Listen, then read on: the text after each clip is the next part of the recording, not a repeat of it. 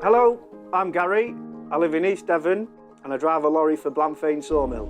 So this is a single-storey garage. I've divided it into two halves where I've got an 8-foot by 8-foot workshop. So my grandfather used to be a builder and always messed around in the garage, so I've kind of took on a bit of that.